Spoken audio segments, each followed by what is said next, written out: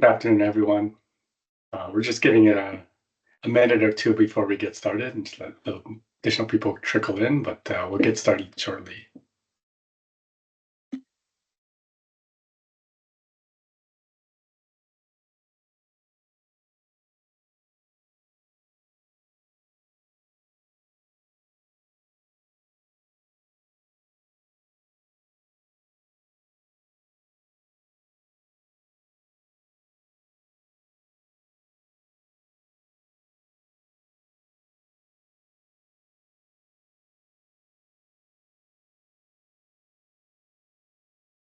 All right. Colin, hey everyone. Hey Curtis, hey Dylan.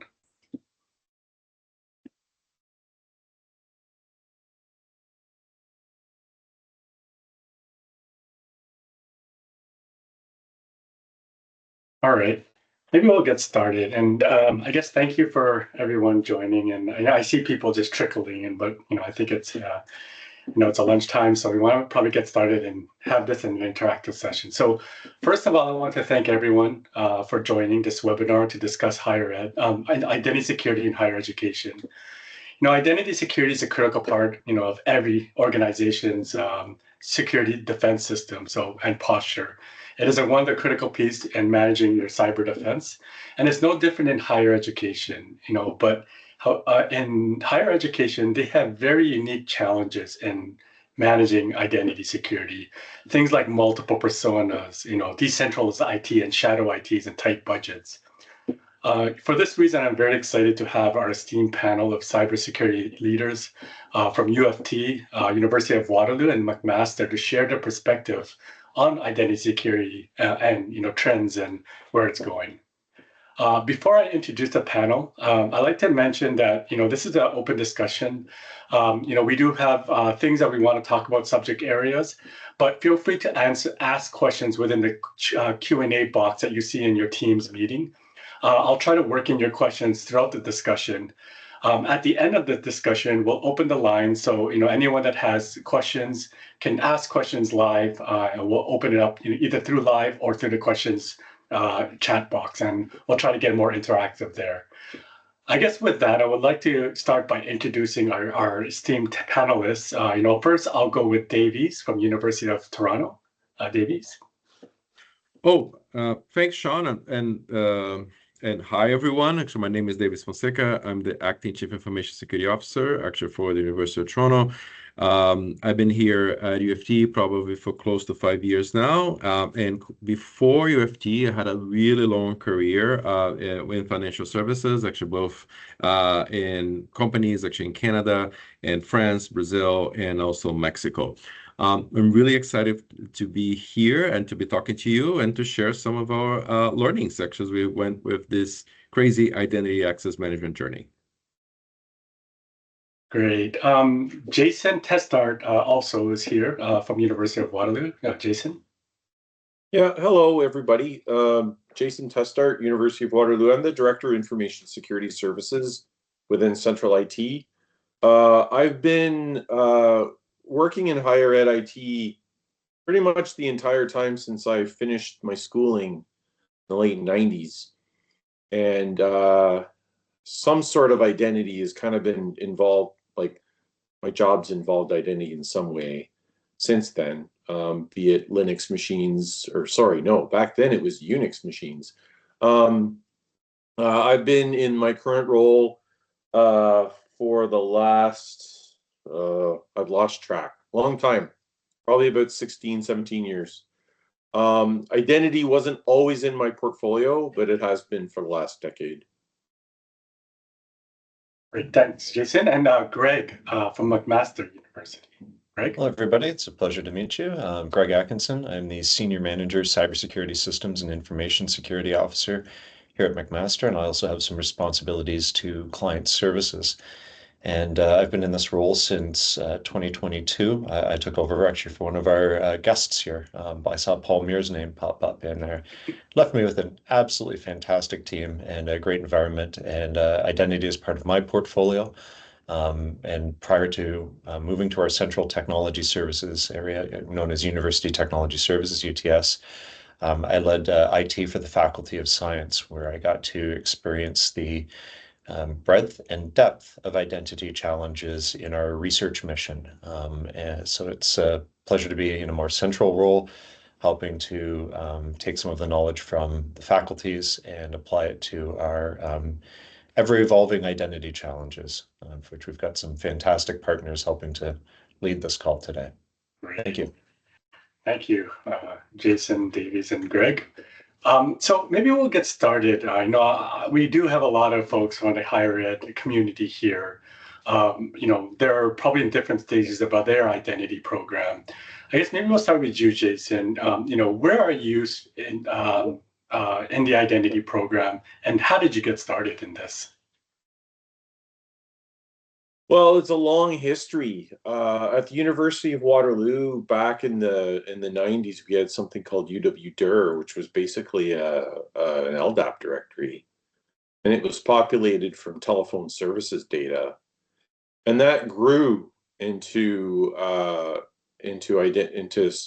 identity governance system. This was before it was added to my portfolio. I was kind of in the faculties like Greg was at Mac, and we were a Sun, I forget what it was, Waveset.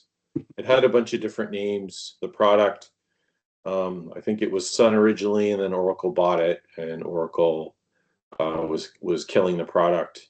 And so back in probably close to 10 years ago, we started on a journey of what I called IAM-NG, because the original product was IAM, and because I wanted to portray my Star Trek TNG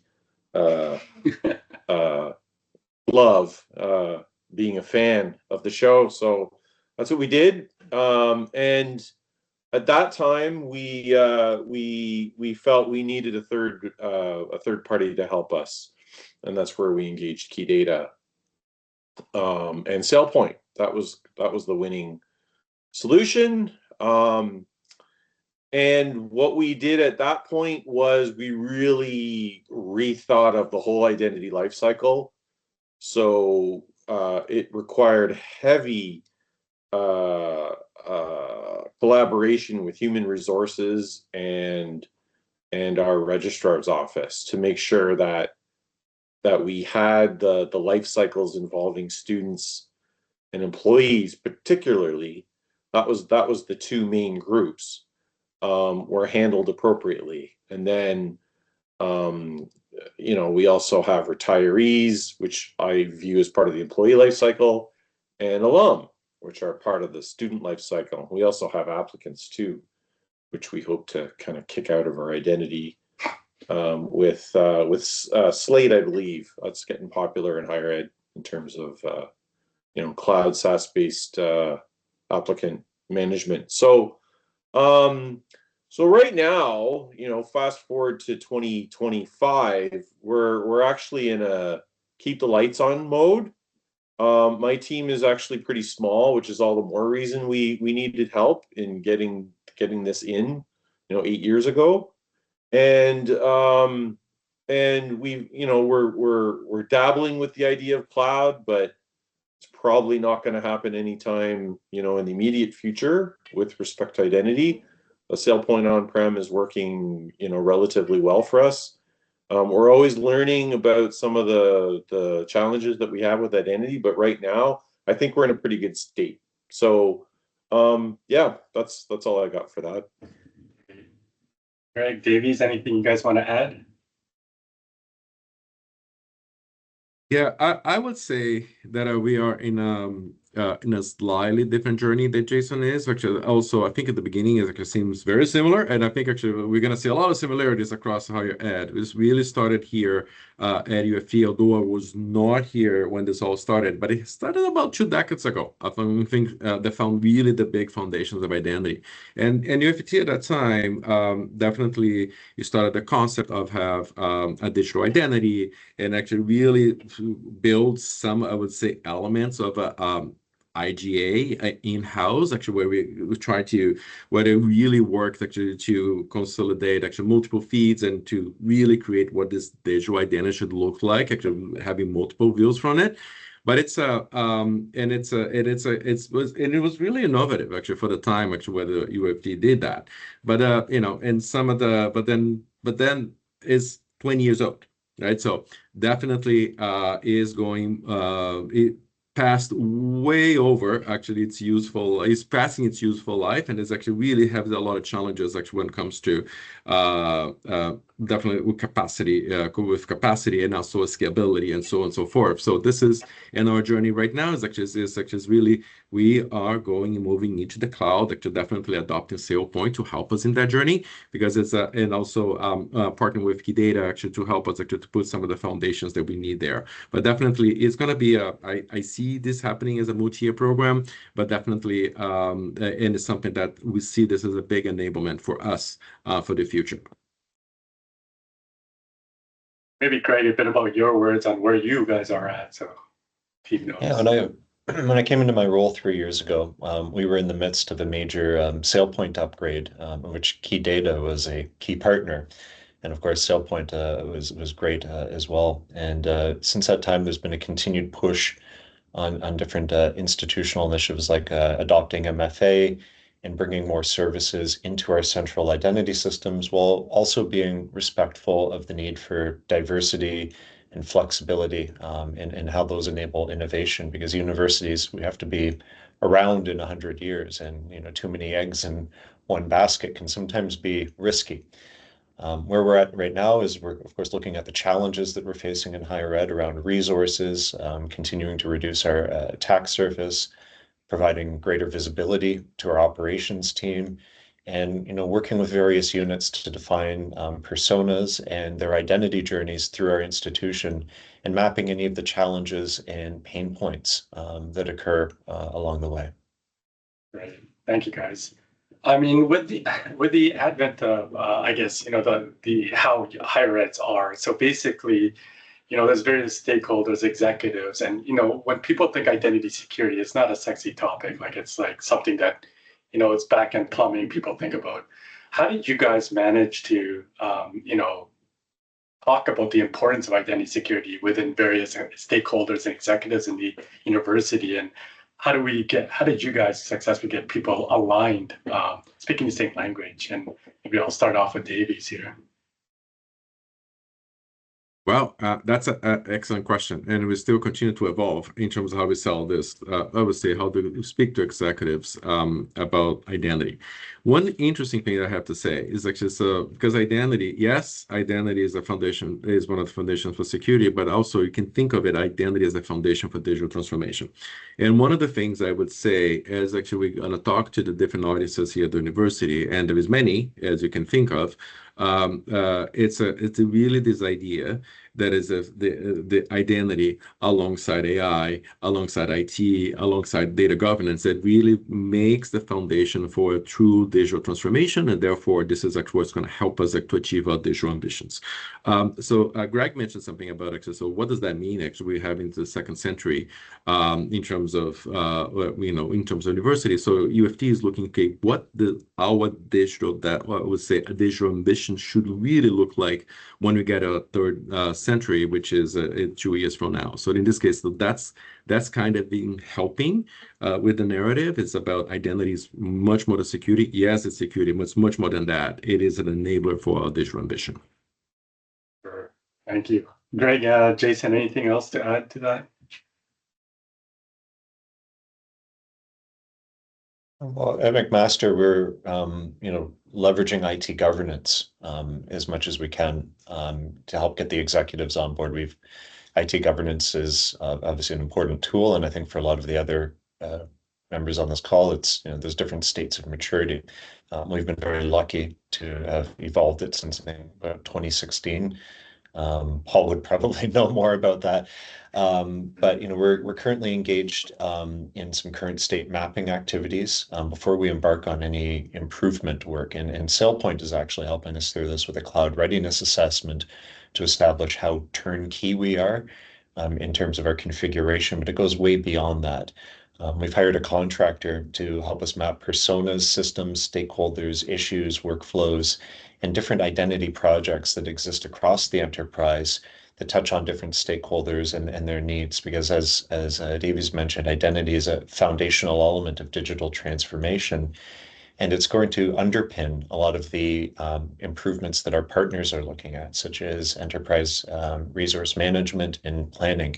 It kind of acts as a keystone that holds the rest of it together.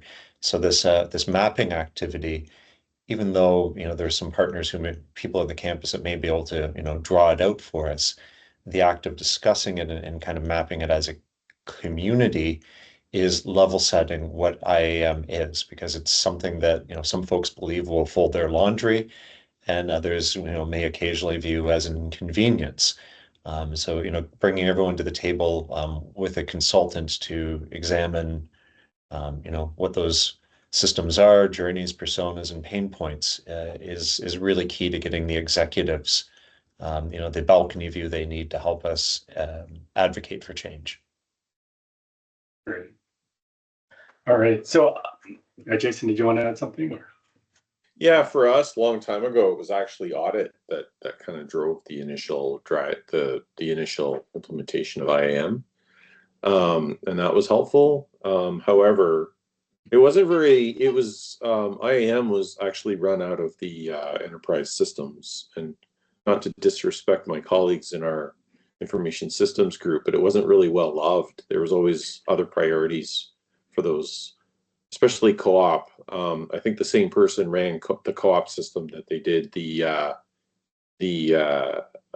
identity system. And at Waterloo, we pride ourselves on co-op, so it's pretty obvious what the priority was always. So when the portfolio moved to my team, or as my portfolio grew and that small team kind of moved over, I championed it because it is a pillar for security and enablement, and we've been able to drive improvements. So like just things like cleaning up accounts and stuff like that, taking a risk management approach, not just an enabling approach to this, is really, I think, has benefited the institution overall. Great. So I know three of you have kind of launched your identity programs. There's a couple of people here on the phone that are in different higher educations, but haven't really started or trying to figure out how to get started.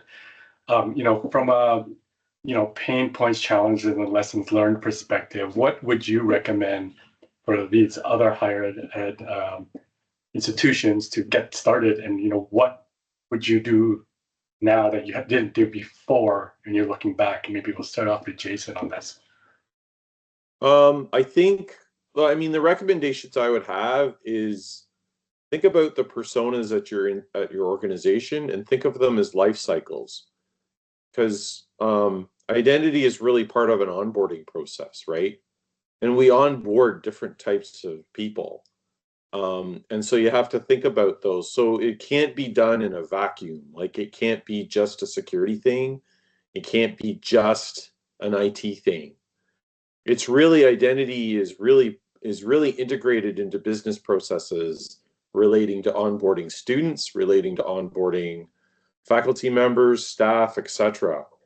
And so it's so important to involve those groups functionally to make sure that that your processes are integrated properly, and that everybody knows what the game plan is, what the life cycle is, what's involved. Like when we work with KeyData to get our onboarding of students, our registrar's office were the people who authored the onboarding emails, because that's kind of one of the first things that those students, those matriculating students got as far as interfacing with the institution. So they took ownership of that. As far as challenges go, and it's still a challenge, sessionals, visiting scholars, they still present a challenge. So even though we have also people transitioning from one state to another, so undergraduate going to graduate student, or graduate student moving to, well, maybe not so much graduate student moving to, let's say, a faculty position. That's not so bad. But sometimes those transitions change, because like a grad student is kind of, they're a student, but they're often an employee as well. And they have tasks that are given to them. So those are some challenges that we continue to face. Also, offboarding or retiring faculty, right?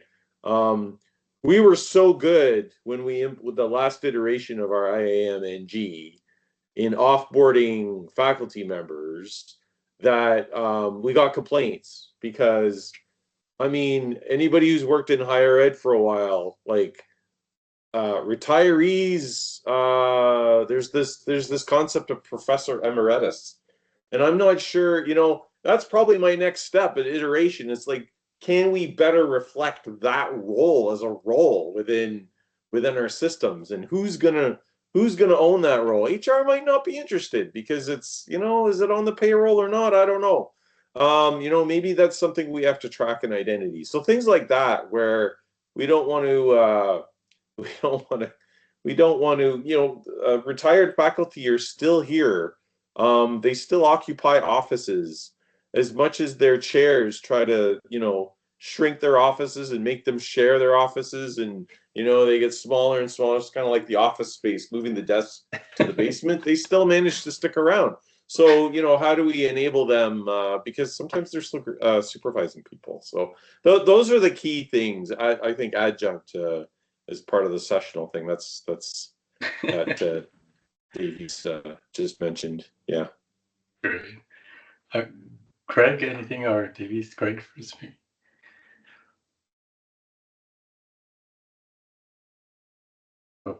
I can actually also offer something a little bit different too into that regard. I think so. Where do you start, right? So in this, I think we ask ourselves, because there is, if you think about identity access management, the field can be very vast about where do we start. And one of the things that we did, it was about the time that I was joining UFT, is actually was just doing an assessment. Okay, so we'll do an assessment across the university, what it looks like, what are the main pain points, and so on and so forth. The result of the assessment really helped us to understand some of the key areas. Actually, we have our major pain points, and that assessment that really helped us to say, okay, so this is how, for example, a SailPoint IGA solution would be helpful here to address actually those major areas of those major pain points, and this is why, right? So that kind of was really helpful.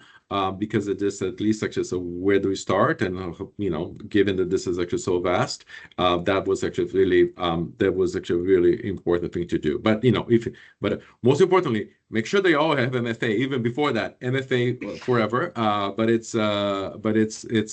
definitely one of the things this assessment was very helpful to us. Great. Yeah, we've been very lucky at McMaster. Our Director of Information Security, Tracy Dallaire, has got a really strong background in risk management and change management. And for us, I think one of the first starting points was an acknowledgement that our IAM systems evolve. They change with new systems and technologies and the ways that they work together, as well as the relationships that users have to the institution and what they need access to. And this evolution, acknowledging it and how it results in a growing number of issues is important. And especially, talking to client services around how those issues can create confusion for end users to gain access to our systems, or how, there's a rise in perhaps multiple credentials. Everybody being on the same page about what those problems are is really key, drafting that problem statement. And that's something that our director helped with for governance, and acknowledging that the resolution of any of these IAM issues is likely to be complex, and that it will require resource, time, and efforts across multiple areas that will, of course, also require a sequencing of activities to achieve whatever desired outcomes we lean on. And any of these changes, of course, will have an impact on the user experience and will require effective communication plans, awareness, and really leaning into change management. There's emerging requests also to explore new and innovative ways to establish and manage identities for users and the systems they connect to, and staying in touch with how these relationships evolve is really important. An example here at McMaster is recently collective bargaining agreements. There's been a change where one of the groups, of which there are many collective groups, has argued for access to a system for a period of time beyond when a contract ends, and they were successful in that argument, which of course then introduces, identity and security challenges, and just, I'd say for anyone that is wondering where to start, that acknowledgement and that problem statement in capturing kind of a high level picture of the complexity of the situation so that, executives and other business owners can really buy in is a good place. And really grateful that our Director of Information Security this isn't her first rodeo with these types of challenges. For sure. Great, thank you guys. So we're hearing in the industry, and I think the higher ed isn't immune to it, but there's a big push to cloud in various organization, higher eds, do more in cloud. From your perspective, and your institution perspective, what kind of challenges have emerged, and what are you guys doing in terms of move to cloud? It'd be great. We'll start with you. Cloud can be, like anything positive and negative. In a positive way, the push to cloud across everybody's IT portfolios tends to result in more standardization around how identity systems and users connect into each other. That is good, because as the saying goes, identity is the new perimeter. We don't have the same luxuries of a network perimeter that we would have when I think a few of us started in IT. There's also benefits looking to the cloud in terms of billing. Higher ed, there's uncertainty around what funding could look like in 4 or 5 years, or maybe 4 or 5 weeks, depending on how elections go. And the cloud model can offer a little more stability with some vendors. Certain large corporations perhaps excluded. I'm not going to name anyone, but we all in higher ed know who we're referring to. But there's some, it does provide more stability month by month or year by year billing, as opposed to these peaks and valleys where, okay, it's time for an upgrade. Are we ready? So cloud has a lot of benefits, but of course it can also prove to be more expensive with vendor lock-in. So it's a lot of two sides of that coin, but on the whole, I'd say it's a positive because it has resulted in more standardization. And as we, of course, we're looking at with SailPoint Security Cloud, integrations become a lot easier in some ways, and that can reduce the human resource demands on IT staff who are increasingly stretched thin. Jason Davies, anything else to add there?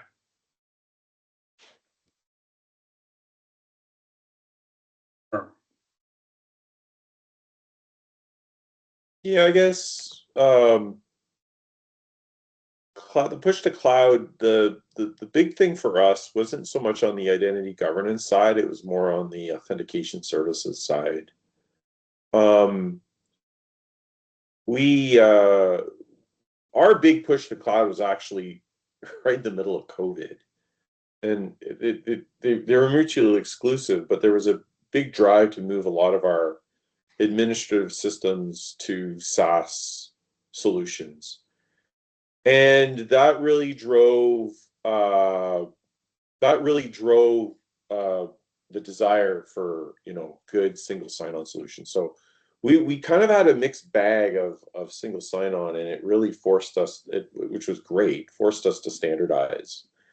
And so we have a heavy usage of single sign-on and integrating MFA into that, and so that when you get single sign-on, you get MFA kind of for free, and it's the default.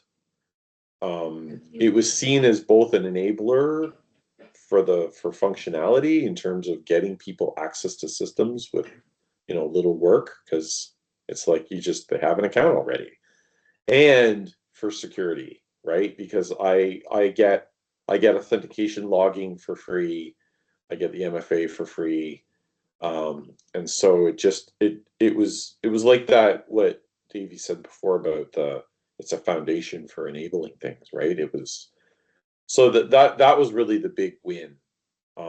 And we weren't in the way of cloud from that perspective. We were like, yeah, we're ready, just plug it in, use a SAML integration or whatever, and then we're done. Yeah. And if I am to add a little bit more to this as well, I think that definitely for all the great reasons that both Greg and Jason said is actually the move to cloud is like how it can be beneficial. There is some drawbacks there that also Greg has mentioned. But one of the greatest things, and particularly, I would say, SailPoint, I think as actually we're adopting it across UFT, we're moving directly into the cloud offer. And in there is already built in a lot of really cool capabilities, like AI capabilities, machine learning, and a lot of this is already pre-built in, and it will continue to evolve, which is actually a really big advantage. Just if you're going that way. Yeah, definitely. But we are in a different position, let's say, that is because than a McMaster is or Waterloo is, just because we're going there, right? So we didn't, and so in this case, that also full set of capabilities already was pre-built, which was a big win.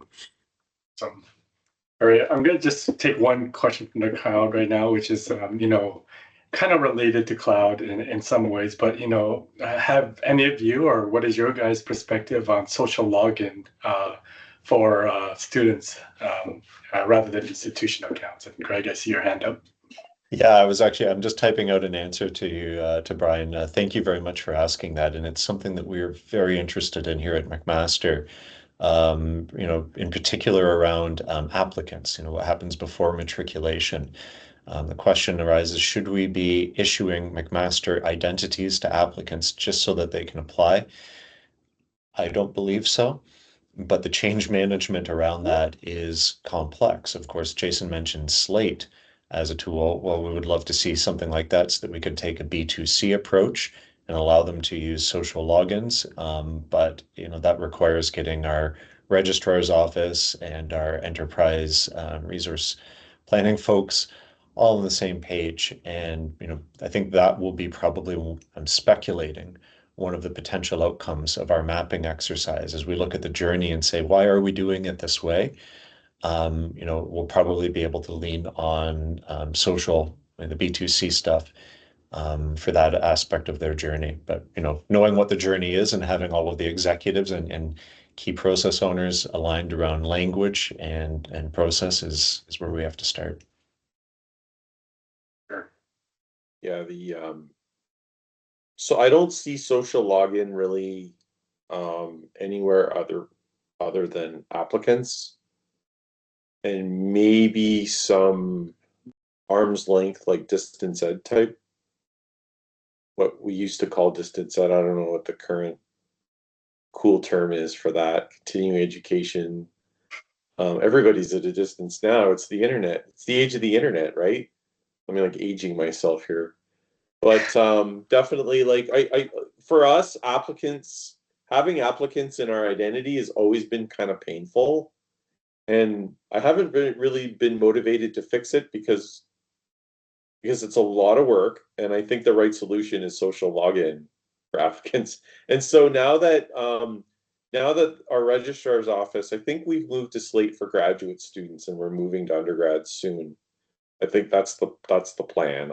I'm not totally 100% knowledgeable about it, but I think they know that I am okay with moving to social login, and I think we are all on the same page at Waterloo with that respect. So I'm just letting the pain continue until and leaving it to the registrar's office to fix the pain through the implementation of Slate, and we'll support that migration like wholeheartedly. Oh, you need we'll make time to support that migration, and that will just help the institution. I think they can exclusively own that interface with applicants, and then when it comes time to onboarding them as students, then we can, we can kick in and bring them into the fold. We need their we use their personal address or social email or whatever. That's part of our workflow as far as a backup email address anyway. So some of those pieces won't really, they'll change, but it's nothing drastic for us. It's just it's going to be a win-win. I'm actually excited for them to move to the new system. Great. All right. There was another question here, I think, from Omid. He's been struggling with effectively explaining the cost impact of moving to the cloud. I guess when he was evaluating the ROI, his calculations often seem significantly odd, likely due to the steep discounts that the education sector receives on hardware and licensing. So at least for our servers, that makes cloud migration looks far less effective than industry benchmark. So I guess more maybe a general question, has anyone encountered this issue of, how do you address it? So basically ROI of going to cloud is lower because, discounts that you get in higher ed. I can start that, Sean. Yeah. So this was a question from Omid, right? I would say because sometimes those questions come up every now and then. I think you're right. Actually, there is actually some discounts that the universities receive. They're both for the hardware and software. But there is two considerations here. One is and the challenge with the budget, right? So in many cases, actually, so we have one time, and I'm not sure if that's your case. I would say yes, it's cheaper, but there is also subject to one time only budget, but then which not necessarily is going to be available 5 years from now when you have to refresh the whole thing, right? But the second thing also is a consideration. The way that we talked actually to the folks here inside is we talk about the total cost of ownership.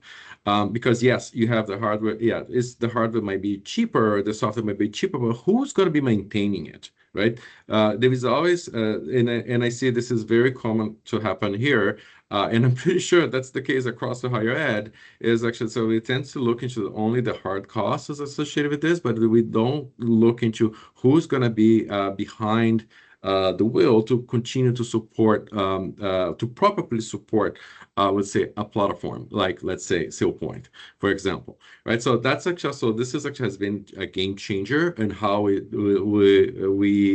tell the story and how create a better narrative in terms of what is the true cost of implementing solutions on-prem versus moving to the cloud. Great. Anything, Jason, Greg, do you want to add? I guess it depends what context when you're talking about cloud. Like for IAM right now, today, we did some initial assessments. And actually for us at this time, staying on-prem, I think is actually cheaper just because we don't have to change anything today. Now, but I do concede that might not always be the case, right? And so I think as the way we're approaching that for identity governance systems is okay, what's happening in the areas that we support, right? So there's probably going to be some consolidation of systems on the admin side for a bunch of different reasons, budget being one of them. And maybe that changes things for us in terms of and staffing, right? Like if the university decides, and we're facing close to $80 million shortfall per year, like we're going to shrink as an organization. Like there's going to be the headcount's going to shrink, and so that might be a driver as well to move, because we do have some pain points in managing stuff on-prem. Like for example, the back-end database behind SailPoint.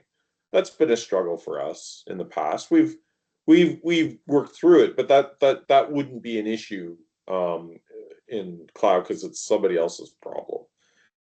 But more generally, cloud, I think one of the things to think about too is not just software and hardware, but particularly with SaaS, is what's implementing your business processes, right? And so like Workday is incredibly successful because it's helped standardize and use kind of leading practices with respect to human resources business practices. And so that's part of it too. It's not just the IT. It's you're buying something that kind of implements a business process. Now, does it meet your needs? That's not, unless it's IAM, that's not for me to answer. For security, that's really not for me to answer, but that's definitely a consideration. So Great. There was another question here from Dylan. There was mention here about registrar and HR offices in the process. How do you approach those departments to get them on board with your goals? Did you build IAM committees, regular cadence? Because how did they react? And I'm assuming, in this case, they are very hard stakeholders to get on board an IT project. So what have you guys seen there, Greg? Yeah, we're in the process of navigating that. I say right now, but I think there's a meeting later today. And those we're going to IT governance with our problem statement and getting the executives aligned around the challenges of identity and access management. And then for us, the consultant that we've hired is really just performing mapping exercises. And in doing that mapping, it's a really easy thing to come to the table to say, let's look at the student journey and where does, the registrar office play a role in, that student journey, and how does identity fit in with that? And it's a conversation starter, the mapping exercise. And from those conversations, of course, naturally flow opportunities for improvement and ideas around how things could be done differently, like applicants. So, my advice would say, hey, let's, just do some mapping. So, seek to understand what the partners are doing with identity. And I think those conversations will just kind of naturally flow in the, a lot of the directions that we're all hoping it will go, which is, improved service delivery, reduced cost, or maybe if it's not reduced cost, more flexibility around innovation. Jason, mentioned potential reduction in headcount. That's certainly a reality for any university or college in this day and age.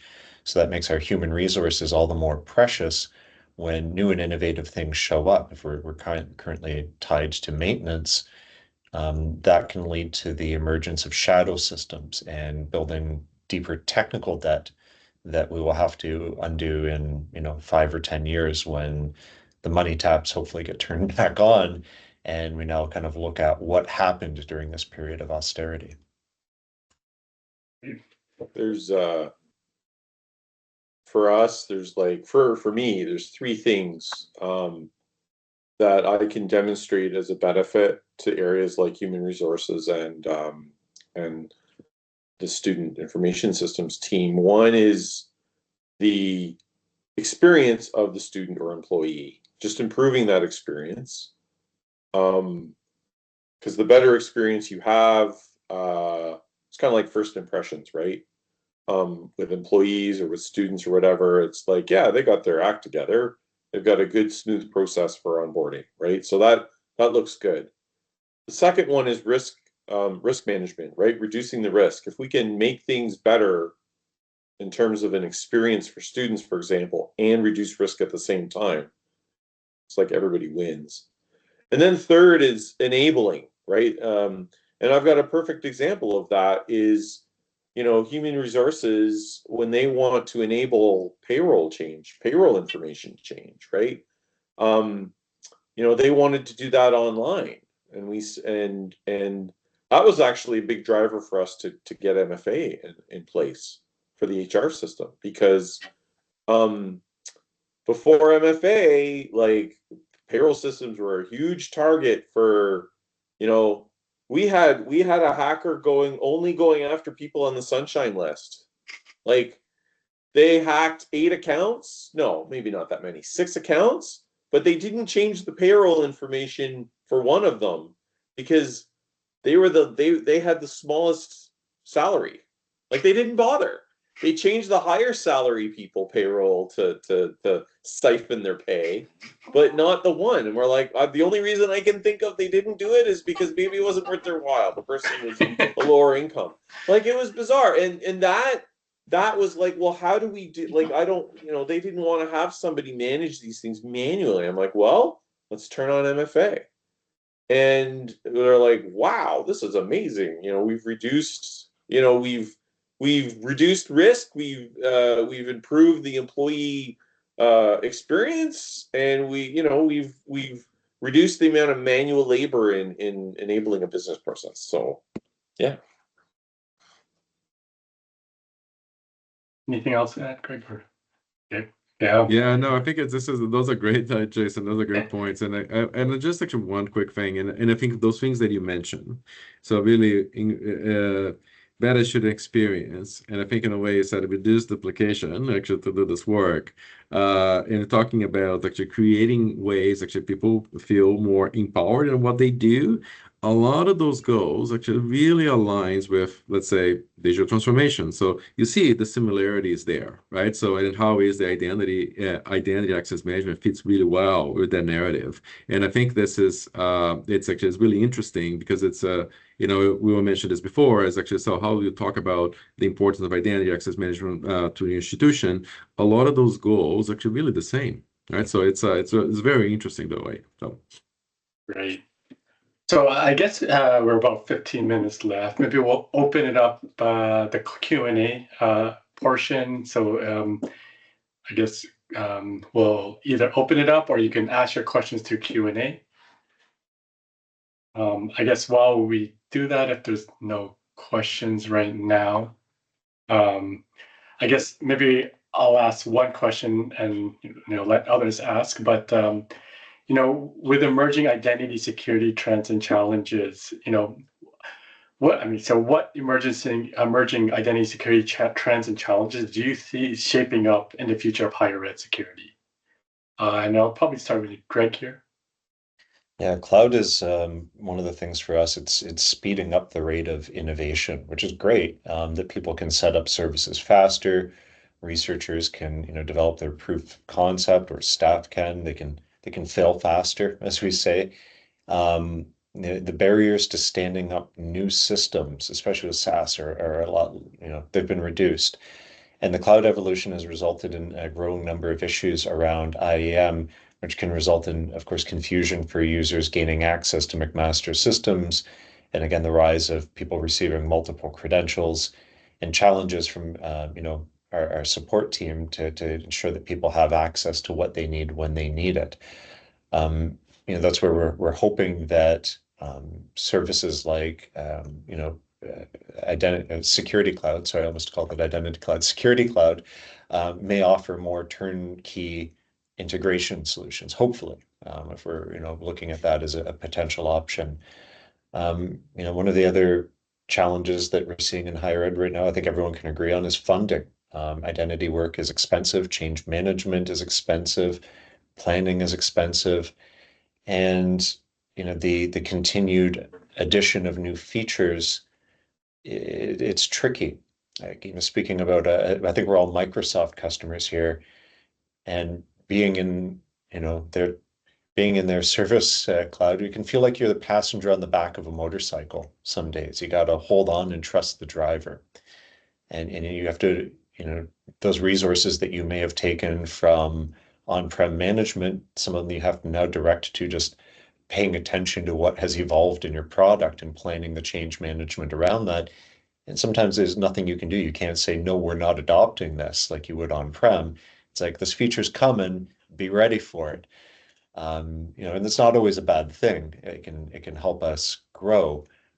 It's just a new way of doing business that I think, is a little foreign to us. Is anything to add there? Actually, to build on Greg's comment and, being on the back of a motorcycle, it's like, is identity, what's identity's role in license management, right? Like, you've got, like, how do you organize yourself to enable to make sure you're effectively managing that? Is it an identity problem, or is it some other problem? How do, like, is identity just about security anymore? Does it, because that's kind of the main focus, but could it be, you know, how do we manage our spend with our cloud providers? You know, that I could see that coming as a more and more as a thing as we have more granular billing of services from cloud providers.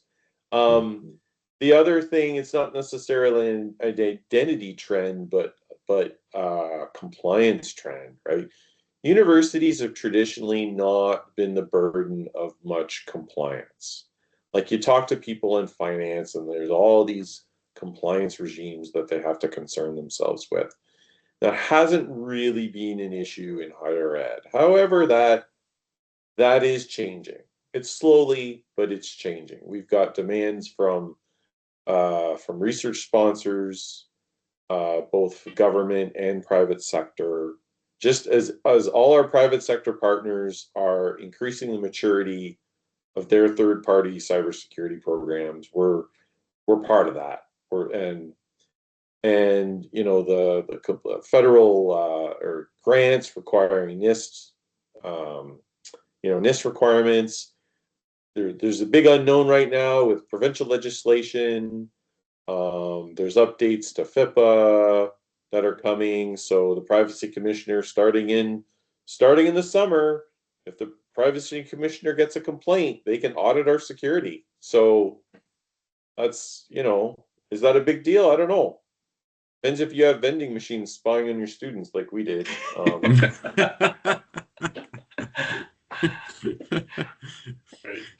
Yeah, you know, it's just actually building on what Jason was saying. You know, can identity be used actually for cost savings? Absolutely can. And I can give you some examples even from UFT, because actually there's a lot of, you know, is a really, we tied into, for example, the granting of certain kind of licenses, A5 licenses, actually a certain kind of individual, certain kind of employee types. So for example, if you're a full-time employee appointed, you automatically would have actually, let's say, an A5 license. And if you're not, you're going to be A3 license, and so on and so forth. And not having a proper identity, which we had in certain circumstances, for example, for medicine, it was really painful, right, to deal with that, because of that it was not classified properly, and then also and that created quite a few challenges for us into that space, actually not having the proper identity. This is like it created a business disruption. And also, in conversely, we also noticed that we were giving actually, let's say, 5 licenses actually for people who are not in the university, they are on leave, and because we're not able to identify them properly either. So in that case, if we were able to really to have a really clarity what the role looked like and what they're doing and so on and so forth, so we're able to save, you know, almost like $70,000 a month, actually, if that was the case, right? So there is definitely cost considerations there that is actually really, it speaks to it. And then and you know, point, Jason, regulatory, I think it's you know, it's coming. But also, one of the things also for us to look at this is also the opportunities that it creates for us, and particularly for us, actually, I would say information security professionals working in higher ed. Because what do those things really do also is actually really create the ability for, especially for research, for them to be able to compete to certain research funds that come in that way. So I think you might have heard, actually, there is the FAR COI rule in the US that really require researchers, if they applying for certain kind of funds against like US agencies, then actually they need to meet at least a minimum set of cybersecurity capabilities. So you can think of it. And so let's say this is a competition, even for them to get in the door, for them to be able to be eligible to get the funds. But once they're there, they need to comply, which is, and not complying it can cost you a lot of money too. For example, Penn State University, they got a 1.25 million fine actually from the DOJ because actually they say they have a certain sets of capabilities that were not quite true. So definitely, I think that's going to be a game changer for our industry and how we look into compliance. And this is really a big thing. So I don't know what's going to happen to the US. That's what's going on right now. But I can see that coming. Definitely, Canada is going to adopt a similar model with the CPCSC and Bill 194. God knows, right? So, but definitely the game is changing. Great. And I think we have just one last question here. I think Alexander has identity covers many different areas. What is your definitions and differences between IDM, IG, and directory service? I saw Greg smiling here. Some of y'all like you, Greg, take it. That's a great question, Alex. And actually, I've been thinking about that lately, like a bit of a layer cake, where, IDM, that tends to be, maybe I'll think of that as the middle layer, governance is the top, and directory services is the bottom. And governance, defining the policy and the compliance and the oversight around identity that then determines how identity management, the life cycle and operations of the identity work. And then from the identity management, how the directory service works, the engine that really drives the identity and kind of handles those basic authentication and authorization tasks. So it's like, icing cake and, even sweeter cake at the bottom. So it's, those three layers kind of are all intertwined and baked together into an identity program. And they, I guess it really determines who's looking and which one is most relevant to you. The IT folks tend to focus on the lowest layers, whereas the executives tend to be looking at those highest ones, the governance layers. But they all work together deliciously when you've got the right tools. So you can tell it's lunchtime. I think of it a little bit differently. I think of IAM or IDM as it's like an umbrella term for all these different components. And I think when we think as technologists in IT, right, we're enabling the business, right? So every business, every functional area has business processes, right? Like payroll and human resources, onboarding, disability administration, safety. They all have business processes, right? And IAM in itself is a business process. It's a business, right? There's a life cycle and what have you. So that's the broader umbrella. And IGA and directory services are pieces that enable those things, right? So a directory service is a container. It's a database. It's used for whatever, authentication, authorization. It's a container. The IGA is the set of, the processing, the algorithms, that enables the process, that enables the life cycle. And and directory service is like a target of where data goes. So it pulls in data, makes some decisions, spits out data. My the head of my IAM, like my chief technical guy, he sees his job as a shepherd of strings. He just takes strings from these systems and puts strings over here to these systems. That's in essence. That's what identity management is. And those strings may be UIDs, GIDs, usernames, full names, roles, job titles, employee numbers, student numbers. It's just strings. And based on business rules, those strings go in different places.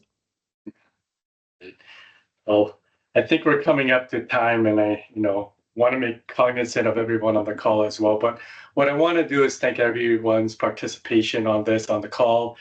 Great questions that you had, and a special thank you to our esteemed panelists, Jason, Davies, and Greg, for providing your expert insight in identity and security. So I appreciate everyone, and I hope everyone has a great day.